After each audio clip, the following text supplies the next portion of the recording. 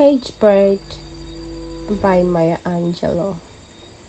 A free bird leaps on the back of the wind and floats downstream till the current ends, and dips his wings in the orange sun rays and dares to claim the sky.